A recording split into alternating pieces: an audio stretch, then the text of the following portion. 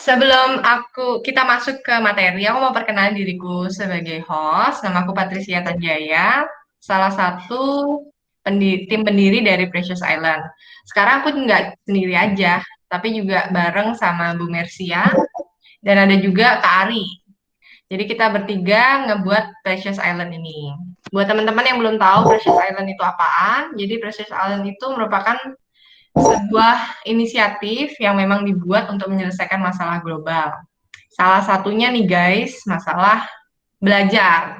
Kan kita pada, aku banyak denger deh dari teman-teman yang SMA, SMK maupun yang kuliah, banyak banget kesulitan ketika pas belajar online. Gimana? Oke. Nah, um, sebelum kita mulai, aku mau kasih tahu beberapa peraturan webinar. Selama webinar berlangsung nih guys, tolong jangan kalau mau nyebutin merek atau brand, tolong disembunyikan ya. Jadi supaya kita nggak jualan di dalam webinar ini. Terus yang kedua adalah kita pastiin bahwa mikrofon dan video kita itu ke silent selama ada pembicara yang lagi berbicara. Kalau teman-teman ada pertanyaan, boleh langsung ditanyain di chat. Nanti kalau pas udah sesi diskusi, aku bakal panggil teman-teman yang mau tanya. Oke? Nah, sekarang kita mau denger nih dari Bu Mersia. Hmm, apa sih Merdeka Belajar itu? Monggo bercerita, Bu Mer. Cerita ya. Iya. Oke, cerita tuh paling enak. Oke, selamat malam teman-teman semua ya. Ini luar biasa nih. Minggu-minggu malam-malam jam 7 kita ngobrolin masa depan. Wah, seru. Seru banget. Ini topik yang sangat-sangat jujur adalah selalu membuat saya galau. Galau gitu ya. Tapi tidak halu. Galau yang membuat kita selalu berpikir dan selalu tertarik untuk mendekatkan diri kepada tantangan-tantangan itu dalam konteks pembelajaran ya, dan berusaha untuk mencari solusi, syukur-syukur bisa menciptakan solusi. So fundamentalnya that we are not a problem, however we are part of solution maker itu. Nah, untuk teman-teman di kabinetnya Pak Jokowi itu ada satu figur yang sangat luar biasa yang tadi udah disebutin sama Patricia, yaitu Menteri Pendidikan dan Kebudayaan kita yang namanya Nadiem Makarim. Nih dia nih. Tuh, senyumnya aja begitu optimis ya. Fotonya bukan karena fotografer yang bagus nih, tapi memang beginilah beliau. He just turned 35 or 36 years old, the youngest minister in the cabinet, dan satu-satunya yang mewakili generasi milenial, beliau ini. Nah, gebrakan-gebrakannya sangat luar biasa. Saya sarankan teman-teman untuk rajin mencari karena banyak kabar bagus yang dibawa oleh beliau. Nah, salah satunya adalah yang namanya Merdeka Belajar itu. Ini konsep yang dipelopori oleh Mas Nadiem dalam kementerian ini untuk memperbaiki carut-marutnya pendidikan yang ada di tempat kita. Contohnya aja betapa mudah-mudahan, correct me if I'm wrong, tapi saya sendiri ngalamin zaman saya, mungkin juga Patricia sama Ari ngalamin, dan sekarang mungkin zamannya Metri, Dwi, siapa teman-teman yang di sini semua juga ngalamin ya, betapa kita juga terbebani oleh beban-beban kurikulum itu. Nah, konsep Merdeka Belajar adalah, namanya juga merdeka ya. Merdeka itu ada ruang, ada freedom, ada kebebasan kepada siapapun yang terlibat di dalam dunia pendidikan. Baik itu institusi, yaitu sekolah atau kampus teman-teman, baik itu komponen pendidiknya atau pengajarnya, mulai dari school management sampai dosen, sampai guru kalau di level SMA, SMK ke bawah. Kemudian juga kepada, ini yang paling penting, kepada teman-teman sendiri. Nah, ini buktinya apa? Ini kalau teman-teman yang di perguruan tinggi yang sekarang ini desain, saya nggak tahu apakah ini sudah dipopulerkan kepada sekolah atau bukan ya. Kalau kita bicara jangan ngiler dengan presentasi yang ada di depan layar. Ini Kak Patricia ini ngambil gambarnya bener banget, dan jam-jam segini, jam-jam makan malam gitu ya. Jadi kita toleransi dulu sama perut, tahan diri dulu kalau lapar, tapi kalau mau nyamil-nyamil boleh. Gambar ini mewakili dari salah satu konsep Merdeka Belajar yang digagas oleh Mas Nadiem dan timnya dari contoh dari aspek kurikulum. Jadi kalau dulu kurikulum itu untuk teman-teman yang di secondary school ya, kurikulumnya adalah bercermin dibuat dari pusat, dari Kemendikbud di Jakarta. Kemudian sekolah-sekolah itu mengikuti. Ya, ada yang namanya kurikulum muatan lokal, tapi seberapa persen sih gitu ya. Jadi kadangkala yang terjadi adalah, ini kita bisa refleksi ya, kadangkala mata pelajaran yang diajarkan atau cara mengajarkannya atau kontennya itu mungkin ya, mungkin tidak sesuai dengan yang kita butuhkan. Satu. Kemudian juga pedagogiknya ya, cara ini teman-teman Undiksa pasti lebih paham deh ya, karena kan juga salah satu Undiksa adalah mencetak untuk pendidik dan pengajar ya salah satunya. Itu yang belum tentu pedagogiknya itu sesuai dengan kekinian gitu ya. Nah, cita-citanya dari Kemendikbud saat ini adalah ketika nanti kurikulum itu akan didesain, diperbaharui, karena kurikulum itu wajib untuk direview. Yang ditawarkan adalah bukan lagi bahwa semua dikendalikan dari pusat, tetapi diberikan kemerdekaan, diberikan kebebasan kepada sekolah untuk atau institusi pendidikan untuk meramu dan meracik kurikulum itu. Contoh nih, kenapa ini ada slide di sini. Misalnya saya guru ya di SMA atau SMK X gitu ya. Itu saya bisa untuk dalam tanda kutip belanja di supermarket ini atau di pasar ini, ada di toko ini, ada wortel, ada apa itu ya, ada tomat, ada brokoli, ada timun, ada Brussels sprout atau apapun yang di situ. Kemudian saya beli, saya rancang bersama teman-teman di sekolah, dan kita sajikan jadi menu yang menarik sesuai dengan kebutuhan teman-teman yang sedang belajar, dalam hal ini student atau mahasiswa. Ini tentunya pendekatan yang totally different dengan apa yang kita alami sekarang. Nah, Merdeka Belajar itu juga diartikan bahwa ketika teman-teman sedang menjalankan proses belajar mengajar, nggak melulu harus berada di kelas. Jadi, bisa aja itu diadakan di luar kelas. Nggak harus selalu di dalam ruangan yang tertutup, atau dosennya di depan, atau gurunya di depan, dan student menjadi duduk manis mendengarkan begitu aja. Ini salah satu contohnya. Tuh, ini Mas Ari yang ini di bawah. Ini diskusi sekaligus mengambil gambar, tapi ini bisa menjadi contoh kalau kita proses belajar mengajar ya. Ini di bawah pohon asem di kebunnya SMK 3. Keren ya. Kalau kita lihat hijau gitu ya.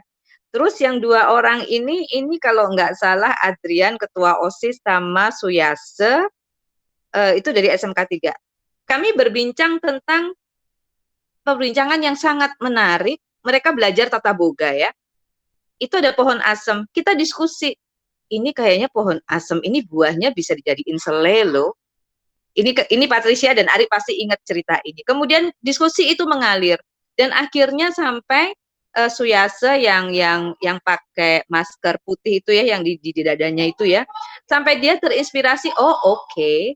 Kalau begitu kita bisa nih menciptakan produk sendiri, karena apa, buah asam itu sangat familiar di Indonesia, bisa diolah, dia belajar di tata boga, dia bisa membuat produk sendiri, dia bisa menjualnya, dia bisa mengembangkan, dan seterusnya bisa tebak ya. Ada faktor ekonomi yang terlibat di situ, ada kreativitas yang terlibat di situ. Ini kalau proses belajar di bawah pohon asam tidak terjadi, hanya di bawah di dalam kelas aja, mungkin ide-ide itu tidak akan keluar.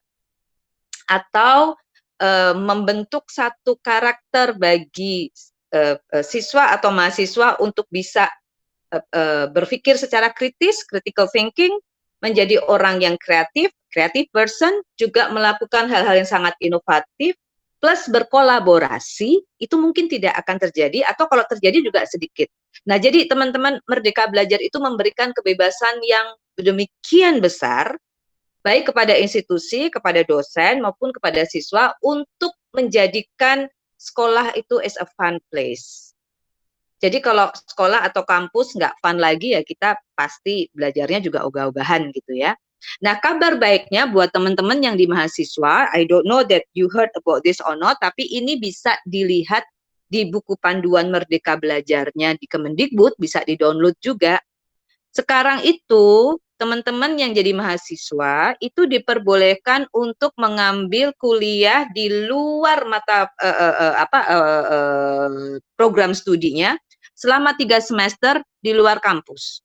Itu yang nggak pernah saya alamin, dan mungkin juga tidak dialamin di masanya Patricia sama Ari. Kenapa ini ditempuh?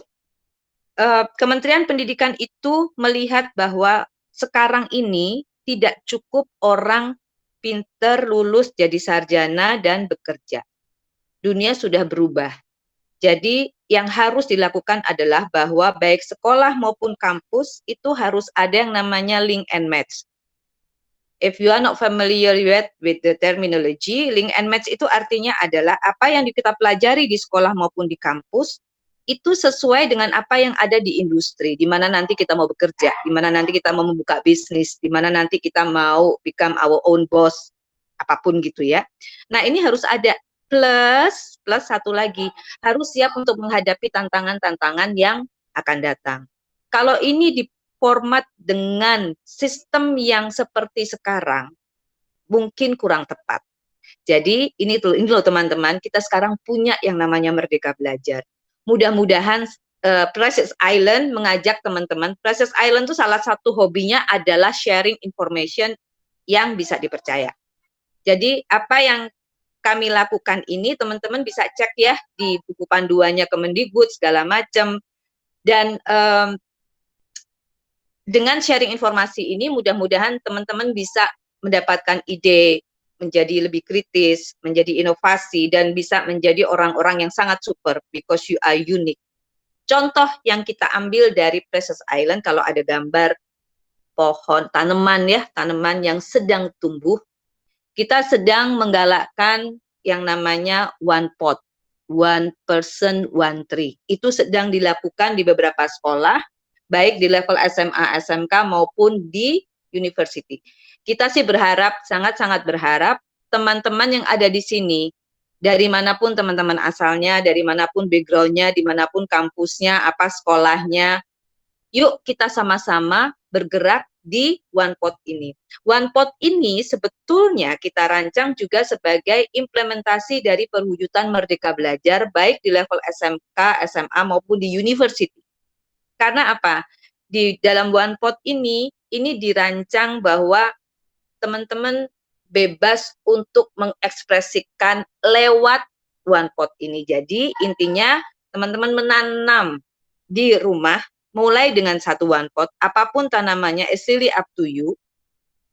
Tetapi bukan cuma hanya menanam. Di sini ada proses. Kalau kita lihat ini benih yang baru tumbuh ya, nanti lama-lama dia akan besar, dan kita belajar untuk proses di situ. Mau bentuknya seperti apa, kreasinya seperti apa, it's really your freedom to make it really creative, to make it different gitu ya.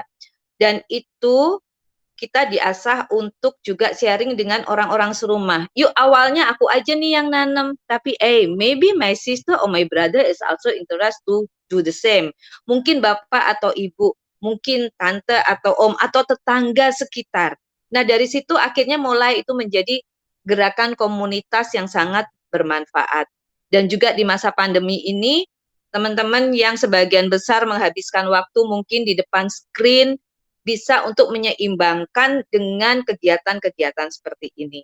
Jadi ini salah satu contoh ketika Precious Island menerapkan Merdeka Belajar itu dalam satu sistem yang sederhana dulu, tetapi tetap ada visinya. Kalau tadi Patricia mengatakan bahwa we are going to have the youth conference, we are on our way to go there. Artinya lewat OnePod ini beberapa sekolah atau institusi atau teman-teman komunitas kaum muda yang mau bergerak, pengalaman-pengalaman kalian adalah menjadi precious story yang nanti bisa di-share di Youth Conference. Dan kalau teman-teman tadi sempat ya note bahwa yang di university teman-teman dibebaskan untuk selama 3 semester itu memilih program keahlian atau studi di luar kampus. Teman-teman salah satunya itu ada 8 aspek. Salah satunya adalah bisa untuk magang atau training. Tadi kalau sempat siapa yang menyebutkan misalnya ada ketertarikan kalau yang di Undiksa itu untuk bahasa Inggris bisa nanti bekerja di hotel atau apa. Kan kalau di Undiksa nggak pernah, again correct me if I'm wrong, mungkin tidak diajarkan bagaimana untuk magang di hotel atau mengambil keahlian apa. Nah ini Merdeka Belajar memberikan kesempatan buat teman-teman. 3 semester dan ini juga ada nilainya. Kalau nggak salah 1 semester 20 SKS kalau saya nggak salah ya. Nanti bisa dilihat di buku panduannya. Kemudian selain teman-teman bisa magang, nggak cuma di perusahaan. Ini yang indahnya, the beauty of it. Ketika kita mau, mudah-mudahan nanti rancangan Youth Conference itu jadi dengan bagus dan disetujui. Teman-teman yang di sini bisa untuk ambil bagian di dalamnya dan itu menjadi penilaian di kampus kalau menggunakan sistem Merdeka Belajar ini. Dan ini adalah 3 semester. Jadi teman-teman juga bisa melakukan penelitian di Youth Conference, teman-teman bisa melakukan program-program kemanusiaan melalui Precious Island, teman-teman bisa untuk mengembangkan hal-hal yang sangat kreatif dan itu bisa didiskusikan di kampus juga. Jadi intinya Merdeka Belajar ini membuat students, dosen atau guru dan mitra, taruh misalnya Precious Island ya, kita menjadi semua penggerak di dunia pendidikan dan pembelajaran. Dan itu kan seru banget, asik banget. Jadi misalnya nih, saya ambil contoh ada Metri ya di sini. Misalnya Metri tertarik, Kak Pet, aku tertarik deh, aku mau join nih buat Youth Conference nanti. Dan Youth Conference ini bagusnya adalah annual ya, jadi tidak hanya sekali. Metri sudah bisa membuat satu rancangan, aku mau bikin apa nih melalui Youth Conference. Itu didiskusikan dengan kampus. Jadi itu terancang, terprogram, terstruktur, dan itu bisa untuk menggantikan sejumlah SKS yang harus dilakukan selama 1 semester itu. So it's really interesting teman-teman untuk yang Merdeka Belajar ini.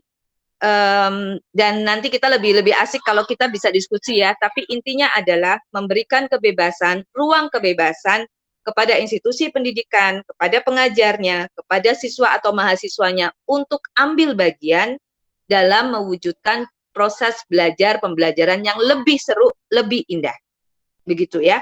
Dan dari konsep ini akhirnya akan lahir metode-metode yang sangat luar biasa di mana teman-teman sudah bisa berpartisipasi ya. Itu yang lebih penting. Kata kuncinya adalah ada unsur partisipatoris di sini.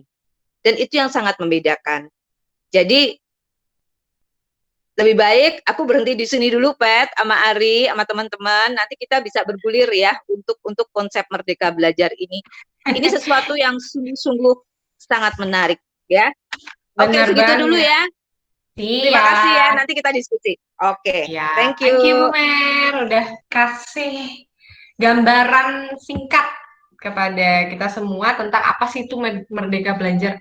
Aku paling suka Merdeka Belajar itu karena kita itu sebagai murid nggak cuma mendengarkan aja ya Bu Mer ya, tapi juga kita ikut aktif menentukan apa yang mau kita pelajarin dan guru itu tugasnya nggak cuma ngasih tugas aja atau ngasih materi aja, tapi juga membantu kita untuk memahami lebih baik apapun yang kita mau pelajarin ya Bu Mer ya. Oke. Thank you banget. Nah, aku mau lanjut nih jelasin format Peca Kuca. Tapi yang ngejelasin bukan aku, tapi Kak Ari. Karena Kak Ari ini udah pernah present sesuatu dalam format Peca Kuca. Jadi Peca Kuca itu apaan sih Kak Ari? Silakan dijelaskan. Oke, Patris. Wait, slide-nya dong dimajuin dulu, Pat. Oh, jangan yang itu, skip. Oke. Nggak apa-apa kan yang itu, Ri. Sebelum kita masuk nih ke format Peca Kuca, aku mau jelasin sedikit nih tentang SDG, yaitu Sustainable Development Goals atau pencapaian aksi global. Nah, Precious Island kan kita selalu konsisten ya. Kalau kita membuat sebuah program, sebuah webinar, kita selalu patokannya ke SDG ini. Dan di poin SDG ini, kalau kita lihat di poin keempat itu jelas banget ya. Pendidikan bermutu. Itu sesuatu yang harus kita capai nih di tahun 2030. Karena SDG ini yang disetujui oleh semua pemimpin dunia termasuk Indonesia. Itu kan umurnya 15 tahun, yaitu dari 2015 sampai 2030. Yang berarti di tahun 2030 nih, kita cuma punya 10 tahun, pendidikan bermutu itu sudah harus dicapai. Nah, tapi tiba-tiba nih, tahun 2020 ada pandemi corona gini, tiba-tiba SDG itu kayak mundur-mundur, bukannya makin dekat ya untuk dicapai, malah makin menjauh lama-lama.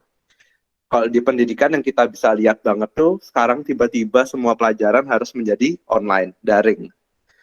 Dan di sini kita semua nggak siap ya, yang masih belajar, yang bekerja, apalagi yang paling kelihatan itu yang belajar, ada yang kesulitan kuota, ada yang guru-gurunya mungkin sebelumnya nggak pernah ngutak-ngutik gadget, tiba-tiba harus mengajarkan secara daring, pada nggak siap, jadi belajar nggak efektif.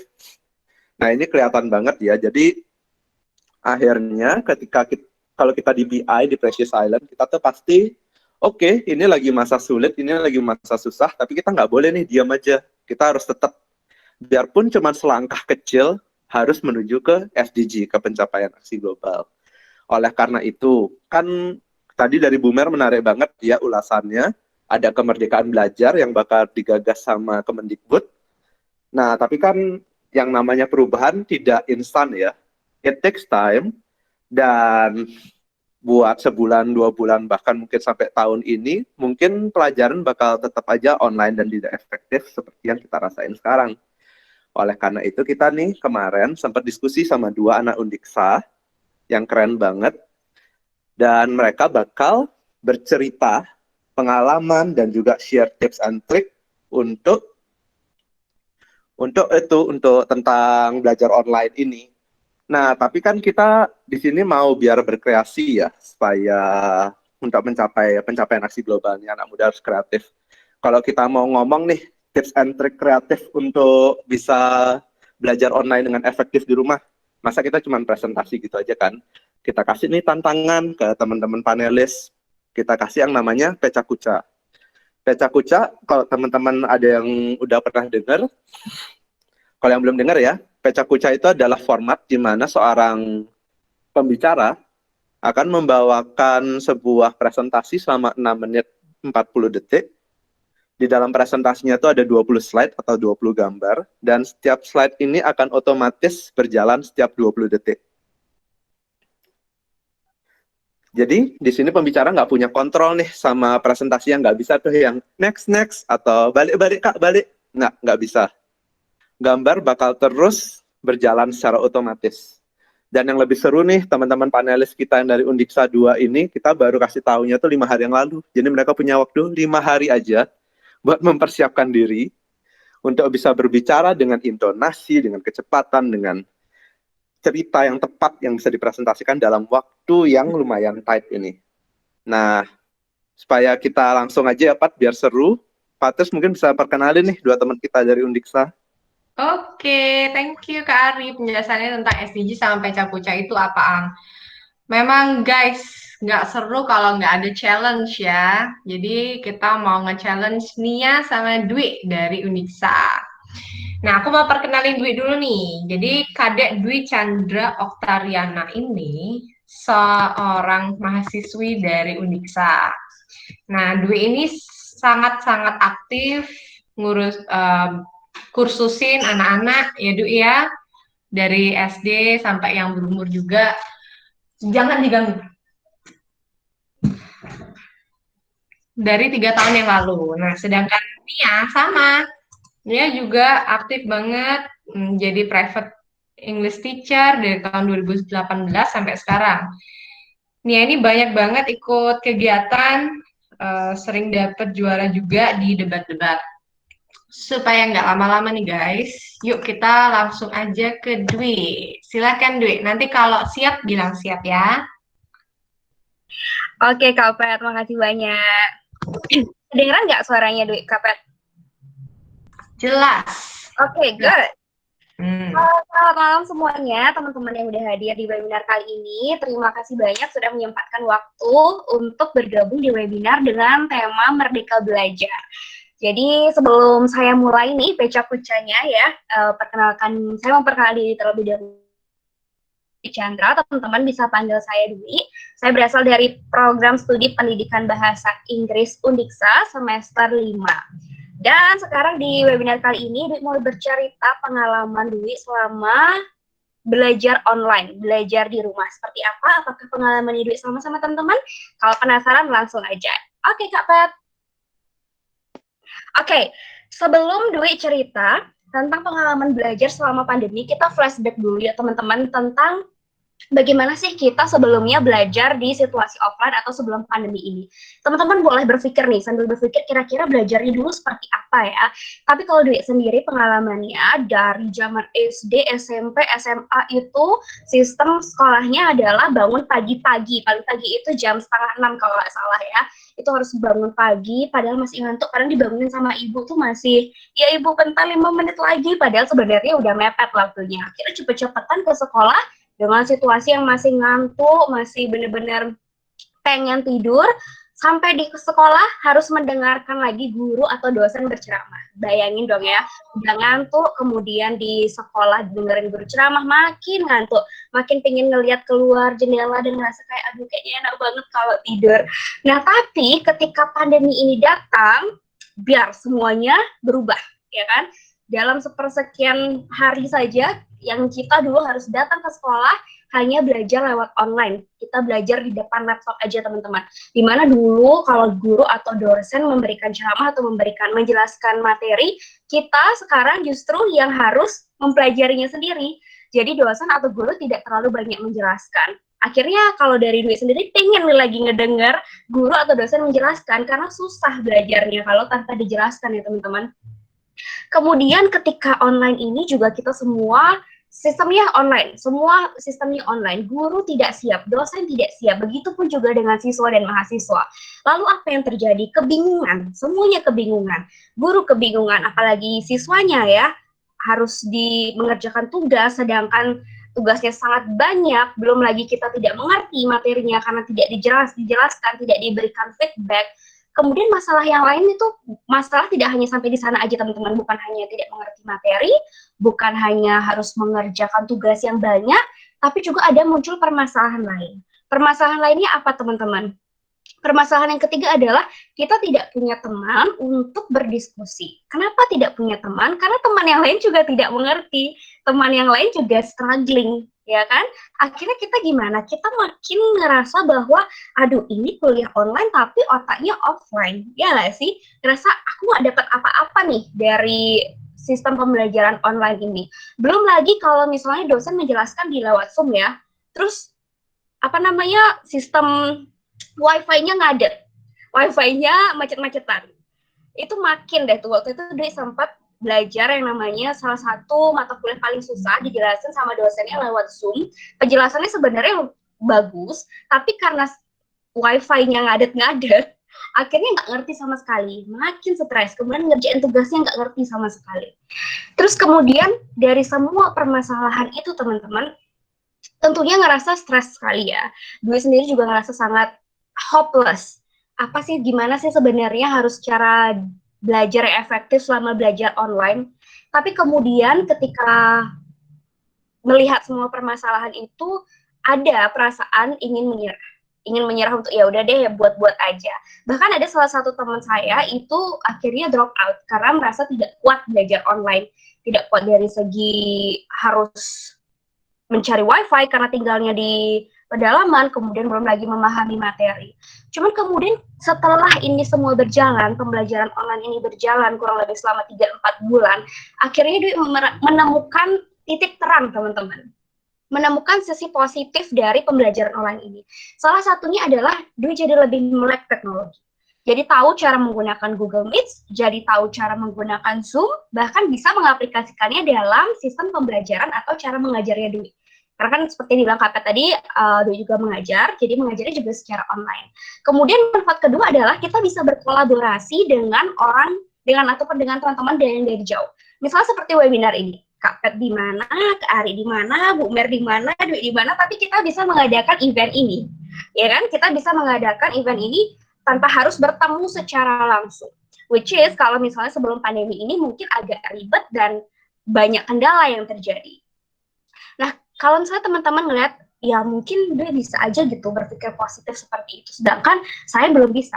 Ya sama, saya juga ada di posisi teman-teman mungkin saat ini, dimana masih ngerasa out-outan banget ya pikirannya, masih nggak tahu harus bagaimana. Tapi yang harus kita lakukan adalah apa teman-teman? Yang pertama adalah kita harus gentle. Gentle bukan buat cowok aja ya teman-teman, buat kita semua juga. Gentle dalam menghadapi masalah. Kita pikirkan bagaimana kira-kira jalan keluarnya. Dan kemudian juga kita harus menyadari sebagai manusia kita harus bisa beradaptasi dengan perubahan, karena pada hakikatnya hidup ini akan terus berubah dan berubah. Untuk itu kita siap nggak siap harus siap dan siap untuk beradaptasi, berani beradaptasi. Dan ketika kita sudah bisa beradaptasi teman-teman seperti yang dilakukan, gentle untuk menghadapi masalah ini, kemudian trying to adapt with the condition, akhirnya menemukan titik terang. Oh iya, ternyata sistem online ini juga memberikan efek positif, dampak positif terhadap diri Dwi sendiri gitu, yang mungkin tidak akan bisa kita dapatkan ketika kita tidak belajar online, ketika pandemi ini tidak ada. Jadi menemukan sedikit titik terang. Dan kemudian jangan sampai kita yang dikontrol oleh keadaan teman-teman. Karena seperti yang udah Dwi bilang sebelumnya, bahwa keadaan itu akan selalu berubah. Kita harus bisa mengkontrol diri kita sendiri. Jangan sampai kita yang dikontrol oleh keadaan, ya. Kemudian setelah kita sudah bisa berani nih, berpikir positif, berani untuk beradaptasi, berani untuk memimpin diri kita sendiri, mengkontrol diri kita sendiri, kita akan bisa menghadapi pandemi ini. Jangan sampai pandemi yang mengkontrol sistem pembelajaran kita yang harus memerdekakan diri kita sendiri dari sistem pembelajaran online ini. Itu saja cerita dari Dwi, semoga bermanfaat. Nanti kalau teman-teman mau sharing pertanyaan atau pengalaman, silakan langsung boleh di sesi Q&A, di turn on mic-nya, atau juga bisa langsung tanya di room chat. Segitu aja dari Dwi. Terima kasih teman-teman. Selanjutnya akan dilanjutkan sama Nia. Thank you Dwi. Keren banget Dwi. Dwi kalau cerita selalu keren. Ceritanya selalu ngalir kayak air. Aku setuju banget. Sama-sama. Aku setuju banget nih sama Dwi. Dari benang kusut yang kita punyain, setiap dari kita pasti ada titik terangnya Dwi ya. Benar-benar. Dwi sekarang jadi lebih paham sama teknologi, Dwi jadi bisa kolaborasi jarak jauh. Terus sekarang juga kalau ngajar nggak perlu offline ya. Iya benar. Ngajar Dwi bisa di mana aja, dapat murid dari mana aja, tetap bisa. Betul. Dwi keren banget deh. Terus yang terpenting adalah kita harus adaptasi dan memimpin diri sendiri. Thank you Dwi, kata-katanya sangat-sangat bagus. Teman-teman kalau ada yang bertanyain nanti sama Dwi boleh pas sesi diskusi. Kalau biar nggak lupa pertanyaannya boleh ditanyain dulu di. Oke, kita lanjut. Berikutnya kita ada Nia. Nah Nia ini teman kuliahnya Dwi. Nia silahkan memperkenalkan diri. Habis itu kita langsung mulai. Oke Kak Pet.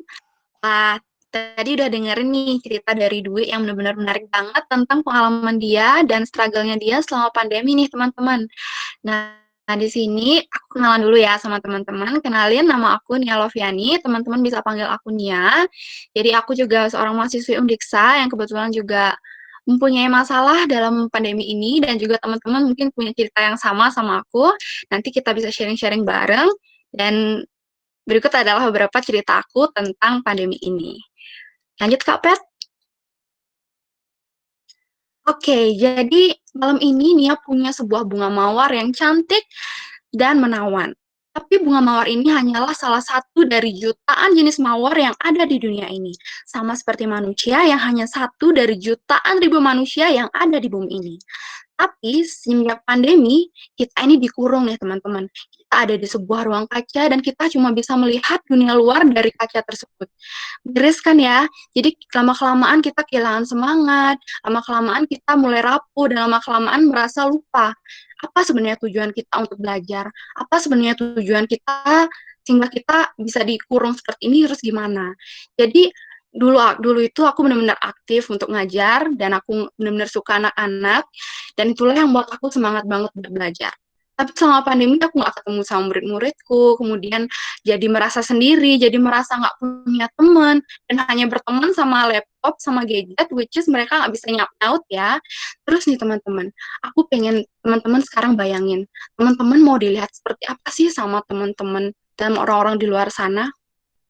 Coba deh bayangin. Apakah mau seperti orang yang sedih, ataukah seperti orang yang bersemangat? Pusing kan mikirin kita mau dilihat seperti apa, sementara kita nggak bisa terlihat secara langsung oleh teman-teman kita, orang-orang di sekitar kita. Dan kita cuma bisa bertatapan sama laptop, sama gadget di rumah, tanpa ngelihat teman-teman kita.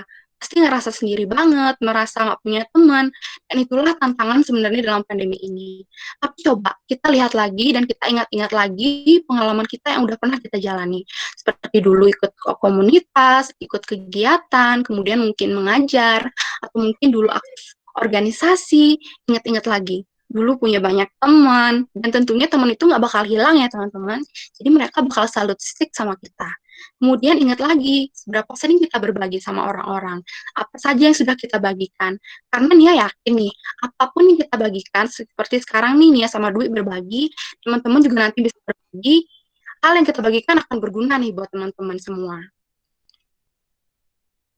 Terus ingat juga apa saja prestasi yang pernah kita raih. Karena prestasi itu bagaikan sebuah reward atas usaha dan kerja keras kita selama ini. Misalnya nih, dulu pernah juara 1 membaca cepat gitu waktu SD. Jadi itu bisa jadi, oh dulu aku pernah loh susah membaca, terus ternyata bisa jadi juara membaca. Itu bisa jadi tolak ukur kita, ternyata kita bisa melakukan itu. Kemudian cobalah untuk menyuarakannya. Pertama, jangan dulu suarakan dengan orang banyak deh. Coba dulu yakin diri sendiri. Katakan pada diri sendiri kalau kamu itu bisa melakukannya. Kita bisa menghadapi pandemi ini, jangan menyerah sama pandemi gitu. Karena mungkin kita diam di rumah aja, tapi sebenarnya ada banyak sekali cara untuk kita bisa memperlihatkan siapa diri kita sebenarnya. Karena yang menentukan siapa diri kita bukan orang lain, tapi hanya diri kita. Yang bisa menjalani semuanya hanya diri kita. Yang menentukan kemana kita melangkah adalah kaki kita sendiri, teman-teman. Jadi biarin orang mau bilang apa, yang penting tetap fokus sama tujuan kita masing-masing. Seperti misalnya nih pandemi, sebenarnya kita nggak bisa ketemu sama orang lain kan secara langsung, tapi kita bisa ketemu secara online lewat media seperti Zoom, seperti Microsoft Teams, ataupun platform-platform lainnya. Kita bisa ketemu sama orang dari luar negeri yang mungkin dulu kesempatan itu susah untuk dicari. Jadi, tips menghadapi pandemi dari Nia nih, pertama adalah rajin berdoa. Jadi dengan berdoa, kita bisa ingat lagi nih sama diri kita. Kita bisa lebih paham sama diri kita. Kita bisa tahu sebenarnya kita ini maunya seperti apa sih selama pandemi, mau menyerahkah, atau kita mau lanjut lagi sama tujuan kita. Terus yang kedua adalah jaga kesehatan. Jadi kita itu sebenarnya hanya sebuah mesin, teman-teman. Kalau kita nggak makan yang bagus, kalau kita nggak makan yang sehat, sama seperti mesin kalau nggak dapet minyak, ya nggak bisa jalan. Jadi kita harus tetap bergerak maju, tetap mencapai tujuan kita. Karena seperti mesin, kalau nggak dihidupin, kita nggak bakal jalan. Jadi pemacu itu adalah semangat dan juga tetap rajin olahraga supaya kita bisa tetap mencapai kegiatan-kegiatan kita. Selanjutnya adalah teman-teman jangan lupa nih buat baca-baca berita lagi, karena jangan sampai pandemi membuat teman-teman jadi kudet ya. Pandemi itu sudah jalan, kita banyak waktu di rumah, kita bisa baca-baca lagi seputar dunia, karena apapun yang kita baca, meskipun itu novel, cerita, suatu saat nanti pasti bakal berguna deh. Karena itu merupakan bagian dari usaha kita, di mana apapun yang kita lakukan, itu bakal sejalan dengan usaha yang kita laksanakan. Karena hasil itu nggak pernah mengkhianati usaha nih teman-teman. Karena apapun yang kita lakukan meskipun gagal, tapi harus bangkit lagi. Pandemi mungkin kalian gagal, tapi kalian harus bangkit lagi. Kalahkan ketakutan dari diri sendiri. Tetap berlari, tetap kalahkan ketakutan dari sendiri, karena gagal itu merupakan bagian dari suksesnya teman-teman nih. Keberhasilan kita itu ketika kita bisa melawan kemalasan dan ketakutan dari diri sendiri. Misalnya masih takut ikut lomba, tapi selama pandemi kita nggak langsung lihat kan, jadi bisa nih coba lagi. Jadi jangan mau kalah nih sama semut teman-teman. Kita tahu semut itu sebenarnya buta. Dia punya disabilitas sih bisa dibilang ya, tapi tetap kok bisa mencari makanan, tetap bisa mengangkat beban yang lebih berat daripada badannya sendiri. Jadi sama seperti manusia, meskipun kita punya kekurangan, mungkin kurang percaya diri, mungkin kurang apa gitu, tapi harus berjalan. Dan yang terakhir adalah jangan jadikan pandemi sebagai penghalang, tetap tersenyum, tetap pancarkan afirmasi positif kepada teman-teman di sekitar kita, dan tetap jaga kesehatan kalian, karena pandemi bukanlah penghalang, tapi kita bisa cari kesempatan di balik pandemi. Itu aja cerita dari Nia. Semoga bisa membantu teman-teman selama pandemi dan bisa jadi lebih produktif dan lebih percaya diri lagi. Jadi, semangat buat semuanya. Thank you banget Nia, udah cerita banyak tentang apa yang Nia capai, terus supaya ingat-ingat ya Nia ya, terus kita tetap pede, tetap juga optimis sama hidup kita walaupun lagi terkurung karena pandemi. Aku setuju banget nih sama Nia, kalau pandemi ini tuh nggak cuman sebagai penghalang kita aja, tapi juga sebagai opportunity buat kita untuk refleksi lebih banyak, lebih baik lagi, sehingga ketika kita nanti lepas, udah bisa terbang. Nggak jalan Banget, lagi. Kak Pep. Thank you banget ya Nia, by the way, sekali lagi sama Dwi. Gimana guys, kalian ini nggak grogi nggak pas ngepresentasiin dengan format pecah kucah? Nia dulu, gimana Nia? Feelingnya sih mungkin karena udah lama ya nggak presentasi, udah hampir 3 bulan lebih lah ya kita nggak presentasi, jadi apalagi sekarang ini nggak ngelihat audiens langsung, jadi nggak tahu nih audiensnya mikir apa tentang kita gitu. Terus juga format pecah kucah ini benar-benar menarik sedikit atensinya, jadi berasa banget gitu. Iya bener. Tapi kalian bagus banget loh pas nyampein. Kalau dari Dwi gimana? Grogi nggak? Grogi lah Kak, dari kemarin juga grogi. Tapi benar sih, salah satu karena nggak bisa melihat ekspresi audiens, jadi kita nggak tahu bagaimana respon dari audiens seperti apa. Jadi biasanya kalau dia presentasi, kalau udah ngelihat audiensnya mulai bosan, itu pasti akan nge-switch topik atau kayak ngasih apa sih ya namanya ya, little bit ice breaking kalau bisa Ya, benar-benar. Kita bisa ngeliat nih bagaimana ekspresi dari teman-teman atau dari audiens, kemudian juga diatur waktunya. Jadi itu penting. Ya, benar banget Dwi.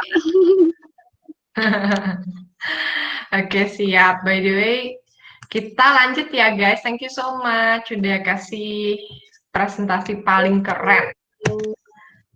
Yuk, sekarang kita waktunya berdiskusi teman-teman. Tadi udah ada pertanyaan dari Budi Setiawan. Budi, pertanyaannya, kalau ada yang mau tanya boleh ya guys, langsung aja di chat. Budi mau tanya langsung sama panelis, jadi nyalain mikrofonnya atau aku bacain aja? Boleh.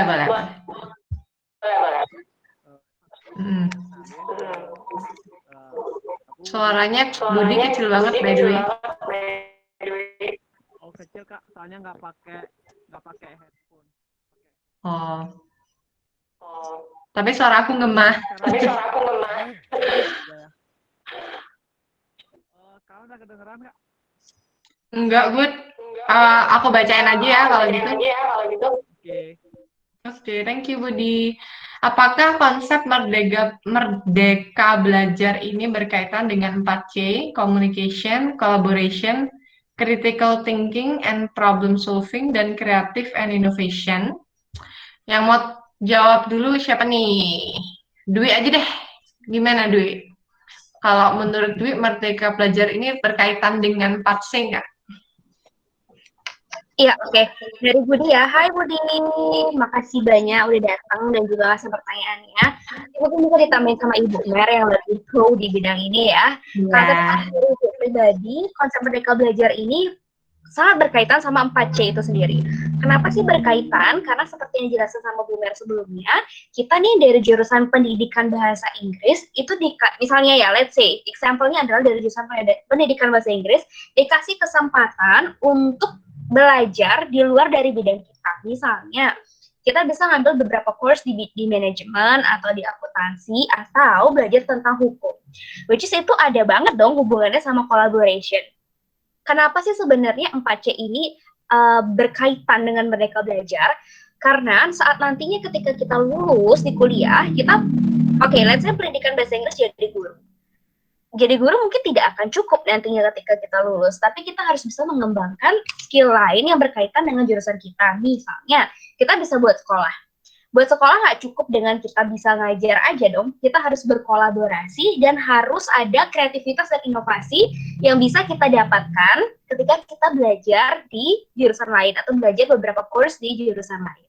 Itulah kenapa menurut saya pribadi konsep Merdeka Belajar ini benar-benar berkaitan dengan 4C, yaitu communication, collaboration, critical thinking, problem solving, and also creativity and innovation.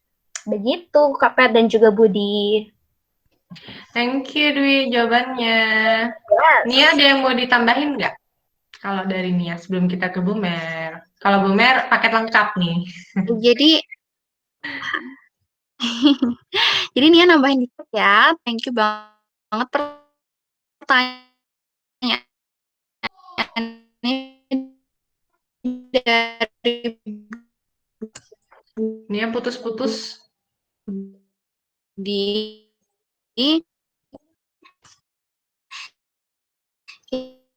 Jadi kalau menurut Nia tiba-tiba putus-putus banget sinyalnya aku Nia. nih, karena menurut aku dari segi Merdeka Belajar, Oh, udah. sorry. Udah, sekarang udah lancar. Oke, jadi thank you banget buat pertanyaannya dari Budi. Nah, kalau aku nih bener-bener lihat concern banget sama critical thinking. Karena menurut aku, dari segi Merdeka Belajar itu bener-bener bisa mengasah critical thinking kita. Kenapa?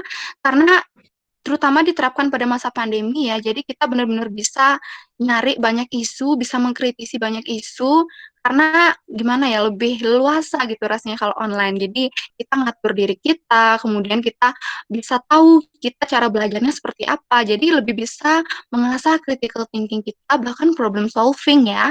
Jadi dan kita juga bisa berkolaborasi dengan teman-teman kita yang bahkan dari luar univ, karena lebih leluasa karena belajarnya. Gitu sih kalau menurut Nia tentang konsep 4C. Jadi menurut Nia ini benar-benar berkaitan banget ya Merdeka Belajar sama 4C ini. Sip, thank you Nia sama Dwi. Bu Mersia, what do you think? Kan tadi Dwi Thanks, sama iya, ada yang mau tambahkan? Iya. Silahkan. Dwi sama Nia tepat jawabannya karena memang itu berkaitan erat sama Merdeka Belajar ya. Jadi Merdeka Belajar itu kan konsep atau bisa dibilang filosofinya ya, filosofi fundamental.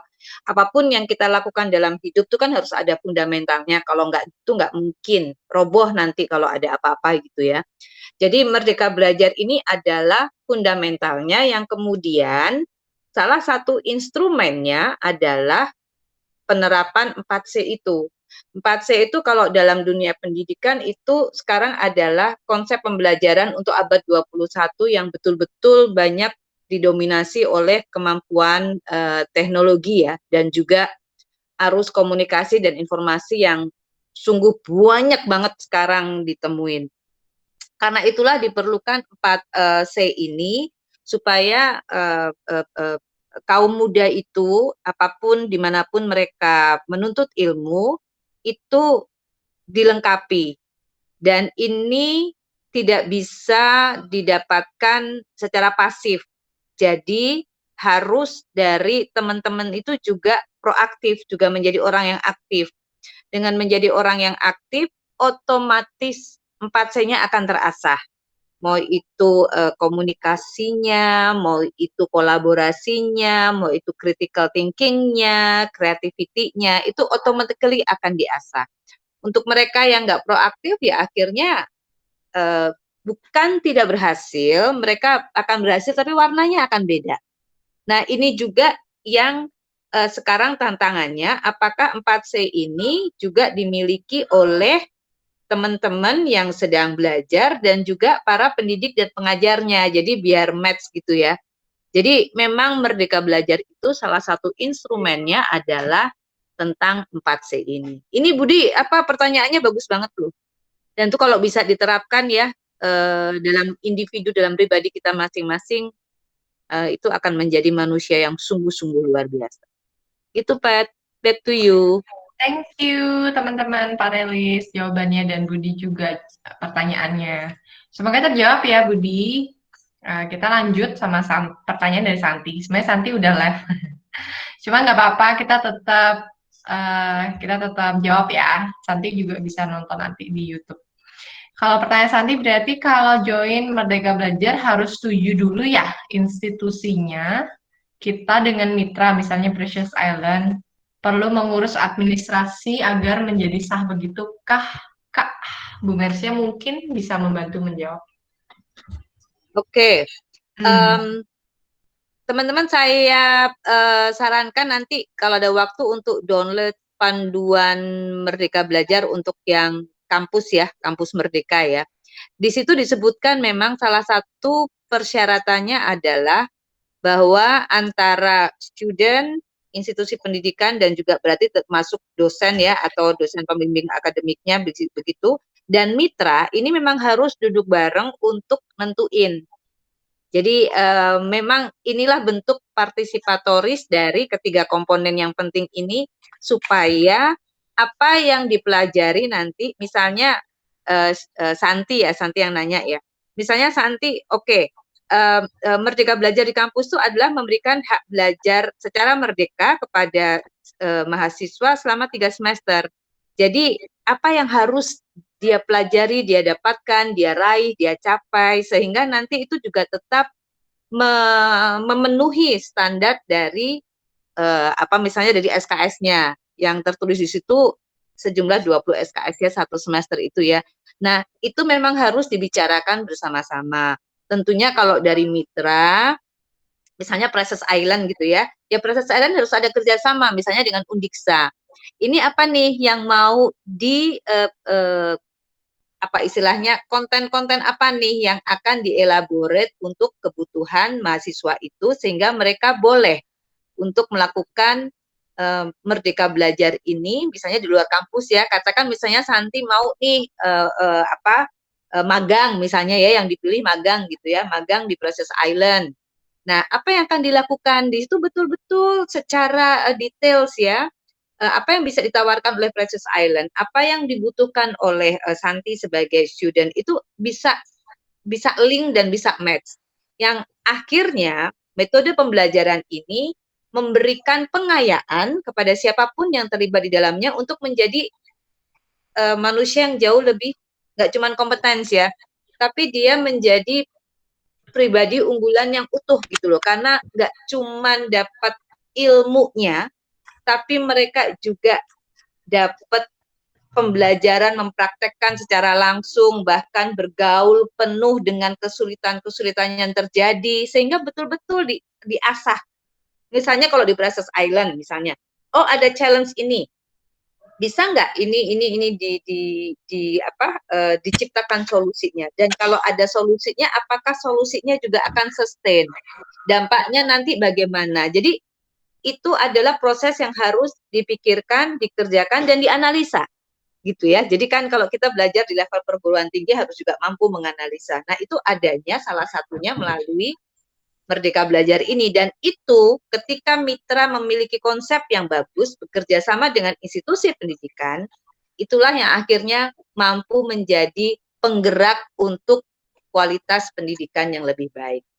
Begitu Pat jawabannya. Terima kasih. Terima kasih Bu Mer. Dan jawabannya sangat-sangat tepat dan mengulas segala sisi. Thank you ya Bu Mer. Lanjut nih. Sama-sama. Ada pertanyaan dari Metri. Metri langsung aja deh tanya ke teman-teman panelis. Halo Metri. Halo Kak. Silahkan yang mau ditanyakan. First of all sih kayak bener-bener yang wow, teman-teman aku keren-keren banget nih Kak. Ya dong, teman siapa dulu? Eh, Keren-keren banget sih dan aku absolutely agree sama apa yang mereka bilang dan ngena banget. Aku pribadi punya permasalahan. Saat ini aku bener-bener ada di titik terjenuh sih Kak ya. Ya bahasanya titik terjenuh ya, udah serem banget. Cuman uh, literally emang ada di titik jenuh itu benar-benar malas, benar-benar kayak feel nothing to do. Even aku punya a lot of things to do dan banyak banget responsibility untuk aku kerjakan. Tapi ya, I just wanna lay on my bed kayak benar-benar males gitu. Teman-teman pernah nggak sih ada di posisi itu padahal kalian punya banyak banget kerjaan dan gimana sih caranya kalian untuk aware sama responsibility kalian untuk melakukan itu? Padahal ya aku benar-benar sadar akan itu, cuman aku kayak males banget dan kayak berusaha banget ngindarin yang harus aku lakukan dan sering banget itu kejadian kayak gitu. Oh, nggak cuman kamu kok, Matt. Aku juga. Jadi curhat nggak apa-apa ya, guys. Kalau teman-teman ada yang mau curhat juga, boleh banget. Kita malam hari Minggu ini curhat-curhatan. Dengerin dari Dwi dulu yuk. Kalau Dwi gimana Dwi jawabannya? Hai Metri. Kita selalu ketemu. Hai ya. Kakak. Dirimu manggil aku kakak, sounds like I'm older than you, padahal sebenarnya enggak. Tapi ya well, let's go to Sekelas, woi, sekelas. Iya, sekelas woi, denger tuh. Well, No, I can. ya nggak sekelas sih Kak, tapi satu angkatan. Jadi anyway, membahas soalnya dari Metri dan juga sama-sama pertanyaannya Rivaldo ya, mirip-mirip nih.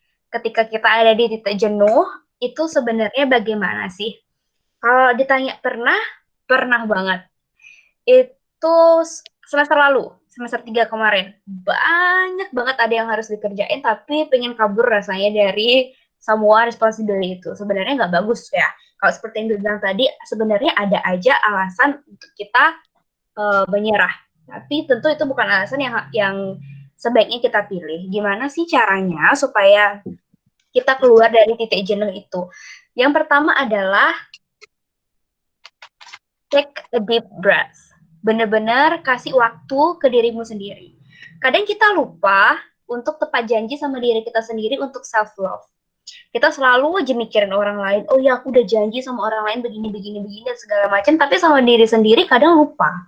Mungkin itu yang bikin Metri jenuh karena terlalu banyak memikirkan responsibility sampai lupa untuk istirahat.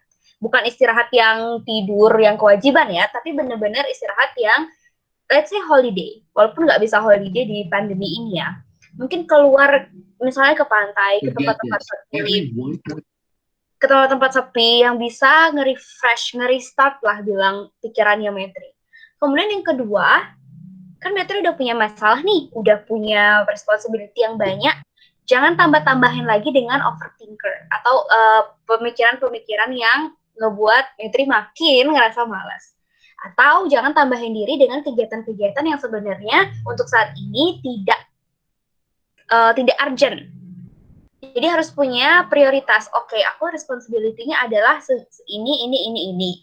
Gimana aku bisa nyelesain itu dalam waktu 24 jam. Jadi jangan lagi ditambah, walaupun mungkin ada kegiatan-kegiatan yang sebenarnya aduh menarik banget untuk diikutin, apalagi I know that you are the person yang senang banget kan kalau misalnya ikut kegiatan baru. Cuman karena memang udah punya responsibility sebelumnya, sebaiknya jangan dulu ditambah-tambah sama kegiatan-kegiatan lain. Fokus dulu ke sana supaya nggak makin banyak nanti responsibility-nya akhirnya makin bingung lagi gitu. Terus kalau yang dari Rivaldo ya, kalau ngerasa bosan nih selama pembelajaran online itu bagaimana caranya? Kalau dari Dwi sendiri, kita belajar online itu kan harus terus di depan laptop ya. Gimana caranya kita bisa konsentrasi? Itu sih permasalahannya yang Dwi hadapin dulu, terutama karena kita ada di laptop, belajar di laptop, kemudian di HP juga harus keep in touch gitu. Nah, kasih waktu misalnya, kita punya waktu belajar 2 jam. Oke, 45 menit nih aku harus bener-bener fokus. Nggak boleh lihat WhatsApp, nggak boleh lihat Instagram, nggak boleh lihat sosial media. Lihatnya tuh internet yang memang benar-benar mendukung untuk membuat tugas itu. Udah 45 menit selesai, set alarm, 5 menit istirahat. 5 atau 10 menit istirahat. Boleh deh tuh lihat Instagram, lihat WA bentar gitu kan, lihat YouTube. Tapi setelah itu balik lagi 45 menit. Kalau gitu, itu cara yang diterapkan. Jadi lumayan tuh ke-refresh otaknya. Karena susah banget untuk benar-benar 2 jam fokus ke pembelajaran gitu.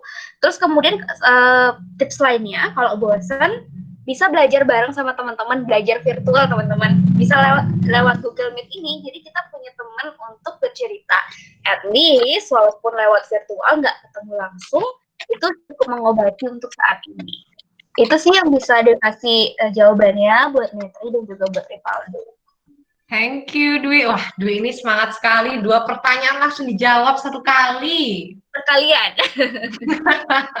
Mantap ya, mantap.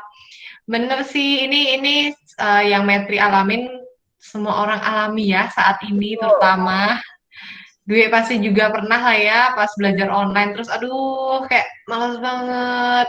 Sama sih aku kayak ada kerjaan nih banyak, aduh ada kerjaan gitu. Tapi yang penting emang take day by day aja ya Dwi ya. Terus kita juga jangan lupa untuk self love. Iya benar-benar. Thank you Dwi. Gimana? Misalnya ada satu tugas, kita pengen nyelesain hari ini harus selesai gitu. Sebenarnya don't push yourself too much, tapi yang penting setiap harinya ada progress daripada enggak sekali. Kadang kalau udah benar-benar jenuh, oke deh, yang penting hari ini ada progressnya deh gitu. Walaupun berprogres. Mungkin karena kamu kebanyakan aktivitas ya, Met ya, kayak bentar-bentar, aduh Kak, sorry lupa karena banyak meeting. Kebanyakan meeting kali, Met, kamu, Met. Bener banget, bener banget. Dikurangi lah, dikurangi. Tapi jangan kurangin kegiatan kita ya. Pertemuan kita tidak boleh dikurangi. Oke, thank you guys. Ini aku pengen dengar juga dari Nia. Kalau dari Nia gimana Nia? Pertanyaan yang Oke, jadi solusi yang menarik banget ya barusan dari Dwi tentang permasalahannya Metri sama Rivaldo. Kalau udah dibahas dari segi self-nya, aku mau kasih practical use-nya nih sama Metri dan juga Rivaldo. Jadi kayak apa-apa saja sih yang bisa dilakukan supaya bisa mengatasi rasa jenuh, kemudian gimana menghadapi diri sendiri dari segi pengalaman aku nih ya. Jadi kalau Nia biasanya kalau emang lagi jenuh atau lagi bener-bener kayak hektik banget sama kegiatan, pasti jenuh banget dan merasa capek kayak menyesali kayak kenapa sih aku ngambil kegiatan ini gitu. Sometimes pasti pernah kan merasa kayak gitu ya. Jadi hal-hal yang aku lakukan adalah pertama aku lihat lagi bucket list aku yang udah aku tulis, baik aku tulis di kamar ataupun yang aku cantumin di sticky note, aplikasi sticky note yang aku taruh di laptop. Jadi aku ingat-ingat lagi nih, aku mau apa sih, target aku buat semester ini atau tahun ini apa gitu. Misalnya, aku pengen nyelesain tulis diary, atau aku pengen menghasilkan 3 puisi lah minimal minggu ini misalnya. Ya coba alihkan dulu ke bucket list yang lain gitu. Karena urgent important itu kita yang atur sendiri. Jadi nggak melulu kita harus fokus dulu sama kegiatan yang hektik-hektik, yang besar-besar, yang menguras banyak banget tenaga dan pikiran ya, karena kadang nggak bergerak pun, depan laptop pun udah capek banget. Pasti itu juga bikin jenuh, capek, sakit, berasa udah lari jauh gitu, padahal kita cuma di depan laptop. Jadi aku lihat bucket list aku dulu. Jadi itu ngingetin banget buat kita lagi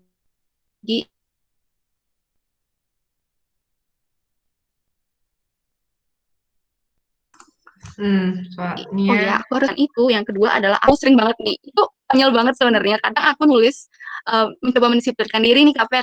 Aku nulis kapan waktu aku buat mandi, kapan waktu aku buat ngerjain tugas.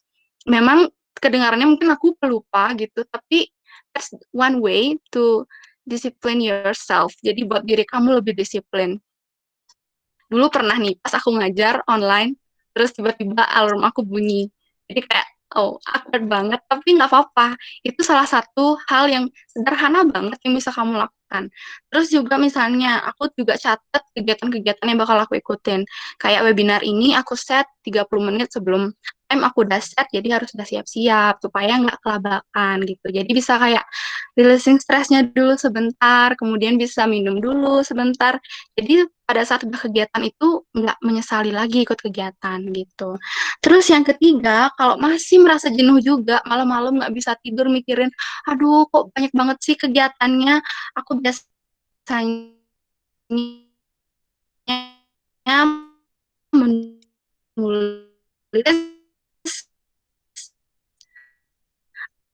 atau aku Putus-putus lagi nih ya. ceritain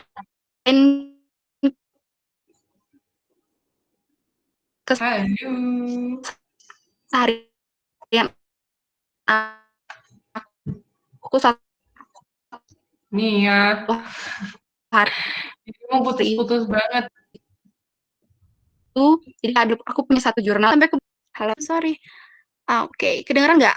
Udah, sekarang udah. Oke, aku lanjut ya. Jadi sampai mana tadi, Kopet? Yang ketiga. Yang ketiga itu aku biasanya nulis. Jadi ceritain deh keluh kesah kamu, nggak apa-apa karena yang baca juga bakal kamu sendiri kan. Jadi ceritain aja di sana. Atau misalnya kamu lebih nyaman cerita sama orang lain, punya sahabat pasti kan atau temen. Ceritain aja, jadi sharing gitu. Tapi tetap jangan online ya. Jadi ceritain aja.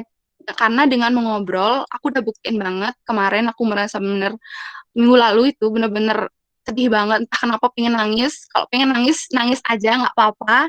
Karena ketika dengan menangis ataupun dengan tertawa, bisa meningkatkan hormon endorfin kamu, which is bikin kamu lebih bahagia.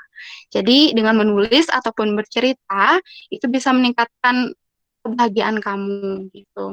Terus yang terakhir adalah ubah mindset kamu. Misalnya nih, kamu lihat teman kamu, terus kamu jadi berpikir, kok aku stuck di sini sih, kok aku diam aja sih, pasti merasa kayak, gimana sih caranya aku biar improve, tapi kamu udah merasa jenuh banget sama kegiatan. Jadi kalau aku biasanya lebih keyakinin diri aku sendiri, ubah rasa iri ataupun rasa kesel, rasa jengkel, rasa jenuh itu ke dalam rasa semangat.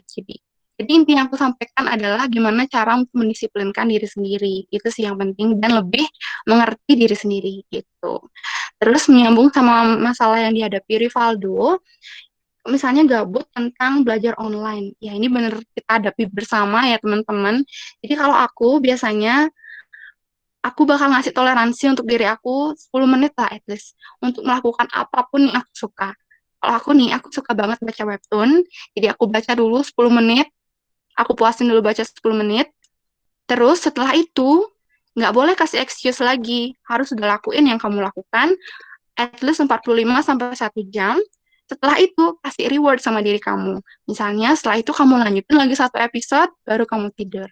Jadi nggak jenuh, nggak merasa gabut lagi gitu. Jadi kasih tantangan dan kasih reward setelah itu. Itu sih Metri dan Rivaldo. Semoga solusi yang aku kasih bisa berguna. Mungkin terdengar konyol, tapi bisa dicoba dulu deh. Mungkin bisa membantu ya.